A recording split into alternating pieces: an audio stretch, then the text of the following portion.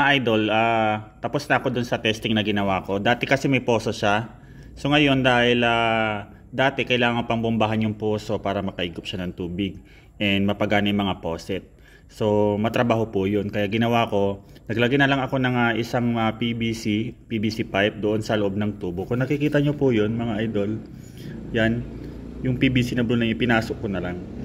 Tapos ginamaan ko na lang. Hindi ko pa pinix masyado, ginamitan ko na ng garden hose to connect po yung PVC yung tubig. So pansamantala lang yan kasi nga ino-obserba natin kung tuloy-tuloy yung supply. Pero tapos na yung pag-observe ko kaya share ko na sa inyo. So dahil obserban ko na siya, yung garden hose na yan, papalitan ko na rin yan ng PVC pipe para i-fix na po siya. So pasensya muna kayo sa kalat-kalat ng aking pinag-install. So yan, galing yan sa labas. At hindi nawawala yung color yellow na yun kasi yun ang protection ng motor para hindi masira. And then yun din ang magtatrabaho para kahit walang tangke ay pwedeng magkaroon ng pressure yung mga faucet. So yun papakita natin. So ito yung lababo natin mga idol. To connected to sa labas. And yung color yellow na yun na pinakita ko sa inyo ay automatic switch pump. So pag naka-off yung tubig, automatic mag-off din yung motor. And pag nagbukas ka nito, ay mag-under din yung motor. Tingnan natin mga idol ha. Ayan. So itong higop nito mga idol ay doon na siya kumukuha doon sa labas. So maririnig yung mga idol. Hindi ko alam kung narinig kasi tahimik siya. Umaandar na siya actually. Ngayon, tumigil na yung ingay niya o hindi na siya umaandar kasi naka-off na yung faucet. So ngayon on ulit natin ng faucet. Yan. So mandar na yung tubig. Humihigop na siya doon sa labas. Ayan. Aandar na rin yung kusa. So naka-setup na rin yung kanyang kuryente.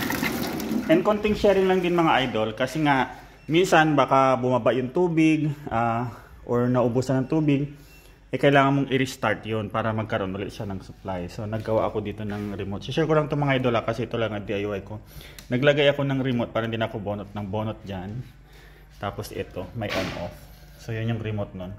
Para mag-restart ulit siya. Ayun. Kung sakali mang hindi umandar o nawala ng kuryente na namatay, kaya naman mag-restart din. Ayan. Pero ngayon, dahil mayroon tayong remote, automatic nag-reset na siya. So tingnan naman natin yung ating shower. Kasi siya na kayo dito sa aming lumang bahay. Ayan. Ito naman yung ating shower. Tingnan natin kung kaya niya makapag-shower. Ayan. So connected na rin to doon sa guys, water pump. Yung lakas niya ay ganyan lang kasi hindi ko naman nilakas ang maigi. Pero pwede nyo adjustan yung kanyang pressure.